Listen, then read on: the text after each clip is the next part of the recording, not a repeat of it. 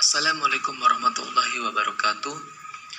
Alhamdulillah syukurun billah salatu wassalamun ala rasulillah. Kita berlanjut pada video yang ke-9 mengenai tafsir Toshiko Izutsu. Toshiko Izutsu ini merupakan seorang tokoh yang berasal dari Jepang. Beliau merupakan suatu orientalis yang menekuni bidang ilmu keislaman, dan beliau juga sehingga tertarik akan Al-Quran, yang kemudian menulis tafsir dengan tafsir Toshiko Izutsu. Toshiko Izutsu ini dilahirkan di dalam suatu keluarga yang kaya yang berada di Jepang. Ayahnya seorang kaligrafer, dan Toshiko Izutsu ini banyak menulis buku-buku yang terkait dengan isi pembahasan Al-Quran ataupun keislaman. Banyak sekali, ada Islamic culture, kemudian ada juga the concept and reality of existence, ada juga history of Islamic, ada juga cosmos and anti-cosmos. Banyak yang ditulisnya mengenai tafsir Toshiko Izutsu ataupun mengenai karangan yang dibuat oleh Toshiko Izutsu ini. Kemudian dalam menafsirkan Al-Quran, metode yang digunakan oleh Toshiko Izutsu dalam karya tafsirnya ini menggunakan analisa semantik ataupun dengan menggunakan ilmu semiotika. Ilmu semiotika ini ilmu yang digunakan untuk membahas suatu simbol-simbol yang terdapat di dalam Al-Quran. Nah, beliau inilah menggunakan ilmu ini untuk mengetahui suatu tanda di balik yang ada di dalam ayat Al-Quran. Lalu apa yang digunakan, semantik apa yang digunakan oleh Toshiko Izutsu ini? Nah, beliau menggunakan kajian secara analitik terhadap istilah-istilah suatu kata kunci, suatu bahasa, yang sehingga dapat mencapai suatu pandangan secara konseptual. Adapun suatu toriko ataupun jalan yang dimaksud ataupun proses yang dilakukannya, yang pertama mengumpulkan penggunaan ayat yang hendak dibahas di dalam sejumlah besar puisi pra-Islam. Jadi sebelum menafsirkan ayat Al-Quran, beliau mengaitkan, Toshiko Izutsu ini mengaitkannya dengan sastra kayak karya sastra ataupun syair sebelum Islam diutus di wilayah itu sendiri gitu. Jadi berdasarkan konteksnya.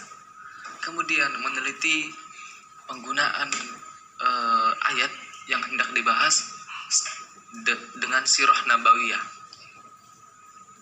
Setelah meneliti syair-syair sebelum datangnya Islam, kemudian ayat Al-Quran itu juga dikaji secara sirah nabawiyahnya pada masa Nabi, bagaimana gitu konteksnya. Nah, setelah mengkaji tentang syair-syair sebelum Islam datang, kemudian mengkaji tentang sirah nabawiyah yang dikaitkan dengan ayat Al-Quran yang dibahasnya, kemudian langkah selanjutnya yakni membandingkan dengan makna yang ada dalam kamus bahasa Arab yang relevan terhadap kata yang hendak dibahas. Kemudian mencari suatu lafaz ataupun kata yang terkandung dalam Al-Quran itu di dalam kamus. Umpama membahas tentang sholat itu apa sih? Ayat apa saja yang membahas tentang sholat ini gitu. Kemudian dicari di kamus yang berbahasa Arab. Kemudian setelah itu Koso Izutsu ini memberikan suatu contoh penggunaan kata yang dibahas pada ayat Al-Quran.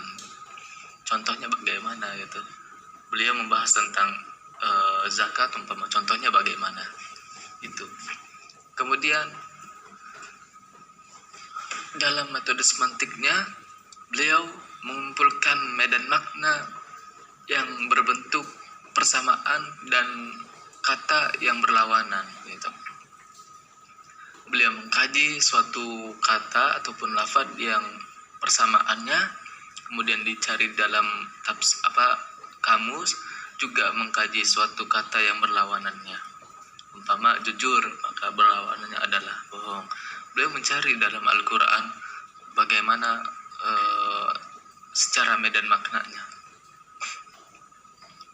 Kemudian melakukan penafsiran secara kontekstual pada masing-masing ayat. Jadi ini juga beliau mengkaji suatu asbabun nuzul yang terkandung dalam ayat Al-Quran tersebut itu bagaimana. Kemudian memunculkan suatu pendapat dari para teolog yang terkait dengan ayat yang dibahas gitu ya. Kemudian berlanjut kepada pemikiran tafsir yang digagas oleh Tosaiko Izutsu ini. Konsep pemikiran tentang etika yang terdapat di dalam Al-Quran. Sebelumnya, Tosaiko Izutsu ini menulis buku tentang konsep etika religius dalam Al-Quran, yang menurutnya bahwa ada 3 kategori secara etis yang terdapat di dalam Al-Quran. Yang pertama, konsep yang menggambarkan secara sifat etis yang ada pada Tuhan. Kemudian konsep yang menggambarkan aspek sikap manusia terhadap Tuhan. Juga konsep tentang prinsip-prinsip atau kaidah tingkah laku yang mengatur hubungan etis antara individu. Gitu. Kemudian lanjut, menurutnya seseorang itu hendaknya mengampuni dan memaafkan sesamanya, karena Tuhan sendiri selalu siap memaafkan gitu, dan melimpahkan kasih sayang kepada makhluknya. Beliau berlandaskan pada Quran surat An-Nur ayat 22. Jadi menurutnya sesama manusia ataupun kepada diri sendiri hendaklah kita saling memaafkan, kemudian meminta maaf. Karena apa? Tuhan kita, Allah Subhanahu wa taala, merupakan suatu zat yang maha pemaaf dan maha penerima taubat. Maka kita sebagai makhluknya tidak layak jika tidak memiliki suatu sifat yang pemaaf. Itu.